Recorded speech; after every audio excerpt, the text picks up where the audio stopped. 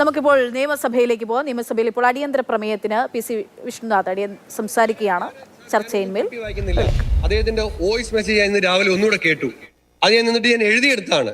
അതിൽ പറയുന്നുണ്ട് sir emergency ആയിട്ട് കിട്ടുന്നതിൽ വെച്ച് ഏറ്റവും വേഗത്തിൽ പോകുന്ന ആംബുലൻസിൽ ഇവിടെ വന്നിട്ട് എന്റെ പേരിൽ കാണിക്കുന്ന നിരാലംബതയും ഉദാസീനതയും എനിക്ക് മനസ്സിലാകുന്നില്ല. റൗണ്ട്സിന് വരുന്ന ഡോക്ടർമാരോട് ഞാൻ പലതവണ ചോദിച്ചു എന്റെ ചികിത്സ എപ്പോ നടക്കുമെന്ന്. അവർക്ക് യാതൊരു ഐഡിയയും ഇല്ല. ഒരു എക്കോ എടുക്കുന്നതിന് 5 ദിവസമായിട്ട് ഒരു പേഷ്യന്റിനെ ഇവിടെ കൊണ്ടുപോയിട്ടിരിക്കുകയാണ്. എന്താ അൻവർ സാദത്തെ എന്തു പറയാൻ?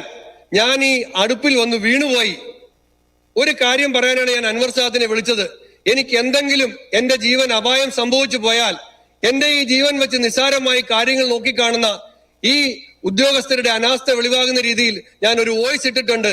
അഥവാ എന്റെ ജീവൻ എന്തെങ്കിലും ഭീഷണിയോ ആപത്തോ സംഭവിച്ചാൽ നീ ഇത് പുറം ലോകത്തെ അറിയിക്കണമെന്ന് പറഞ്ഞിട്ട് മണിക്കൂറുകൾക്കകം ഈ പാവപ്പെട്ടവൻ മരിച്ചുപോയി സാർ മരിച്ചുപോയി സാർ ഇത് ഞാൻ ഒരു കാര്യം പറയട്ടെ.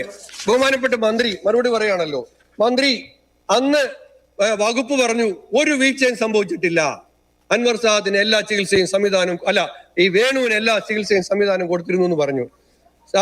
ഇവിടെ doctor Anupama, assistant surgeon, doctor Jacqueline Gomez, doctor Binu, ഇവരുടെയൊക്കെ മൊഴികൾ എടുത്തിട്ട് ഇവിടെ ആരോഗ്യ വകുപ്പ് ഒരു റിപ്പോർട്ട് തയ്യാറാക്കി സാർ. ആ ആരോഗ്യ വകുപ്പിന്റെ റിപ്പോർട്ട് ഞാൻ വേഗം വായിക്കാം സാർ.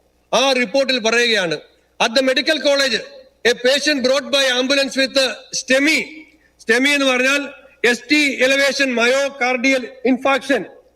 അങ്ങനെ വന്നിട്ട് admitted in an overcrowded medical ward instead of cardiology ICU or ward there was delay in starting medical treatment in the ward. അതായത് നേരിട്ട് ICUവിൽ പ്രവേശിപ്പിക്കേണ്ട ഈ സ്റ്റെമി രക്തപരിശോധനയിൽ കണ്ടെത്തിയ ആളെ ഓവർ ക്രൗഡഡ് ആയിട്ടുള്ള ഒരു വാർഡിലേക്ക് കൊണ്ട് തള്ളി അദ്ദേഹത്തിന് ICUവിൽ പ്രവേശിപ്പിച്ചില്ല എന്ന് പറയുന്നത് ആരോഗ്യ വകുപ്പിന്റെ റിപ്പോർട്ടാണ് സാർ.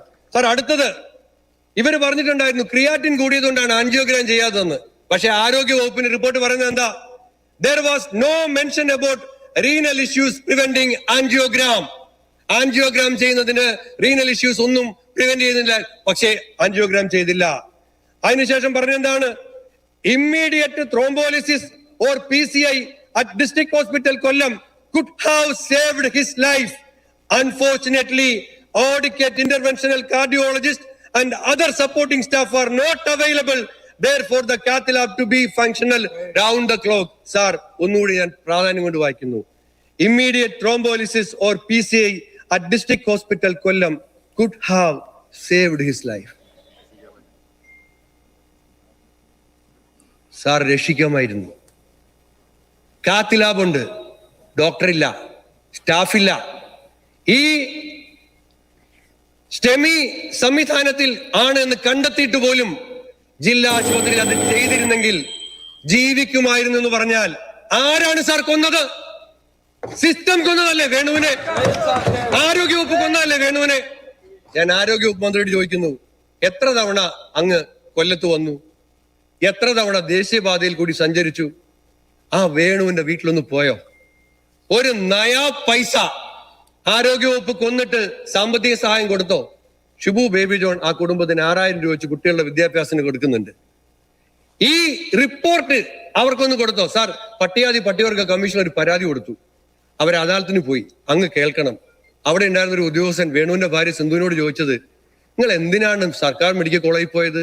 ഏതെങ്കിലും പ്രൈവറ്റ് ആശുപത്രി കൊണ്ടുപോയി രക്ഷിച്ചുകൂടായിരുന്നു എന്നാണ് അദാലത്തിൽ അവരോട് ചോദിച്ച. ഒറ്റ മിനിറ്റ് വേണ്ടി ഞാൻ അവസാനിപ്പിക്കാം സാർ. അതുകൊണ്ട് സാർ ഇതിന്റെ ഉത്തരവാദി ആരാണ്? സിസ്റ്റം കൊന്നതല്ലേ വേണുവിനെ? അപ്പൊ ഇത് കഴിയുമ്പോ സ്ഥിതി വിവര കണക്കുകൾ ഉണ്ടാകും. പി.സി. വിഷ്ണുനാഥ് സഭയിൽ സംസാരിക്കുകയാണ്. സംസ്ഥാനത്തെ ആരോഗ്യ മേഖല നേരിടുന്ന പ്രതിസന്ധിയാണ് സഭ നിർത്തിവെച്ച് അടിയന്തര പ്രമേയമായി ചർച്ച ചെയ്യുന്നത്.